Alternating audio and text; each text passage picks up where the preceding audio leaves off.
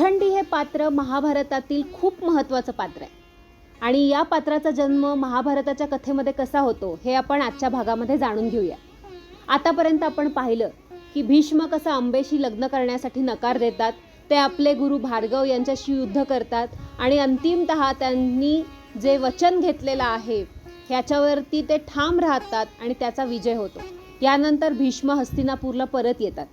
अंबा मात्र सुडेच्या भावनांनी पेटलेली असते। ती त्या वनातून बाहेर जाते आणि दुसऱ्या वनामध्ये जाते। तिथं जाऊन ती कठोर अशी तपश्चर्या करते। त्या तपश्चर्येनंतर तिला भगवान शंकरांचे पुत्र षण्मुख प्रसन्न होतात। त्यांना अंबा आपली सगळी घडलेली हकीकत सांगते।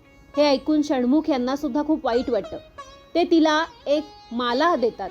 ती माळ ती ज्यांच्या गळ्यात घालेल ती व्यक्ती भीष्मांचा वध करेल असा वरही षण्मुख अंबेला देतात। ती माळ आणि तो वर दोन्हींनी आनंदित झालेली अंबा भारतामध्ये त्या काळात जे जे प्रसिद्ध आणि पराक्रमी असे राजे होते त्यांच्याकडे जाऊ लागते। सगळ्या राजांना ती विनंती करते की ही माळ तुम्ही तुमच्या गळ्यात घाला आणि भीष्मांचा वध करा। पण भीष्म यांचं नाव ऐकताच इतक्या पराक्रमी आणि सद्गुणी राजाला युद्धाचं आवाहन कसं द्यायचं आणि त्याचा वध कसा करायचा या विचारांनीच सगळेजण याला नकार द्यायचे। शेवटी पांचाळ देशाचा राजा द्रुपद याच्याकडे अंबा जाते। ती द्रुपद राजाला आपली कहाणी सांगते। हे ऐकून द्रुपदाला सुद्धा खूप वाईट वाटतं। त्यावरती ती सांगते, ही माळ मी तुझ्या गळ्यात घालते, यानंतर तू भीष्मांना युद्धाचं आवाहन कर। मला मिळालेल्या वरामुळे तू भीष्मांचा वध करण्यात यशस्वी होशील। यावरती द्रुपद मात्र याला नकार देतात। ते म्हणतात, मी तुला दुसऱ्या कोणत्याही ठिकाणी मदत करेन, पण भीष्म यांच्यासारखा सद्गुणी पराक्रमी राजा याला युद्धाचं आवाहन करण्यासाठी कोणतंही कारण मला दिसत नाहीये, त्यामुळं मी यात तुझी अजिबात मदत करू शकत नाही। यावरती निराश झालेली अंबा रागाने त्या द्रुपद राजाच्या महालातील एका खांबावरती ती माळा बांधते। यावर सगळेजण घाबरतात। द्रुपदालाही कळत नाही की आता काय करावं, पण अंबा ती माळ बांधून निघून जाते। द्रुपद मात्र त्या खांबाभोवती कडक पहारा बसवतो। अंबा परत निराश होते, पण ती हरत नाही। ती पुन्हा एकदा वनामध्ये तपश्चर्या करण्यासाठी बसते। ही तपश्चर्या मागील तपश्चर्यापेक्षा जास्ती कडक असते। या तपश्चर्येनंतर साक्षात भगवान शंकर तिला प्रसन्न होतात आणि तिला विचारतात, बोल तुला काय हवंय। अंबा तिची सगळी हकीकत भगवान शंकरांना सांगते। यानंतर शंकर तिला वर देतात।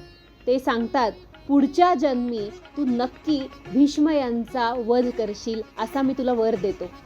पण अंबा यावर नाराज होऊन शंकरांना म्हणते की पुढच्या जन्मी या जन्मातलं मला काहीही आठवणार नाही आणि माझ्या मनातला जो सूड आहे तो पूर्ण होणार नाही, त्यामुळे मला याच जन्मात भीष्म यांचा वध करायचा आहे आणि मला असा वर द्या।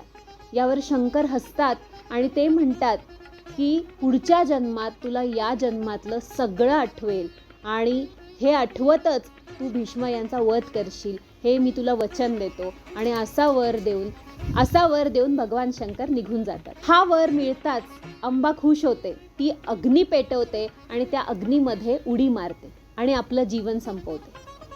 यानंतर पांचाळ देशाचा राजा द्रुपद याच्या पोटी तिचा जन्म होतो। पांचाळ देशाचा राजा द्रुपद याच्या पोटी अंबेचा जन्म होतो आणि लहानाची मोठी होत असताना तिला राजवाड्यामध्ये एका खांबाला ती माळा बांधलेली दिसते।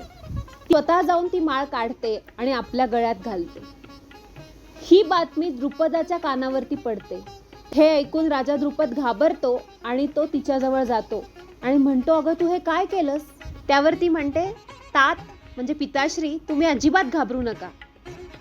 यासाठीच माझा जन्म तुमच्या पोटी झालेला आहे आणि ही माळा मी माझ्या गळ्यात घातली आहे आणि मी यानंतर भीष्मांचा वध करणार आहे। हे ऐकून द्रुपद राजाला खूप धक्का बसतो। पण हीच अंबा नंतर द्रोणाचार्यांकडे जाते। द्रोणाचार्य तिला सगळं मार्गदर्शन करतात आणि तिला युद्ध कलेमध्ये प्रावीण्य मिळतं। तोपर्यंत द्रोणाचार्यांना असंच वाटत असतं की ही मुलगी नसून हा मुलगाच आहे. आणि यानंतर अंबेचं रूपांतर पुरुषामध्ये होतं. तर अशी ही अंबा त्या जन्मामध्ये शिखंडी म्हणून ओळखली जाऊ लागते आणि हेच शिखंडी नावाचं पात्र भीष्मांच्या मृत्यूचं कारण बनतं. ते कसं हे जर तुम्हाला जाणून घ्यायचं असेल तर बघायला विसरू नका माझ्या महाभारत या सिरीजचा पुढचा भाग. तोपर्यंत नमस्कार.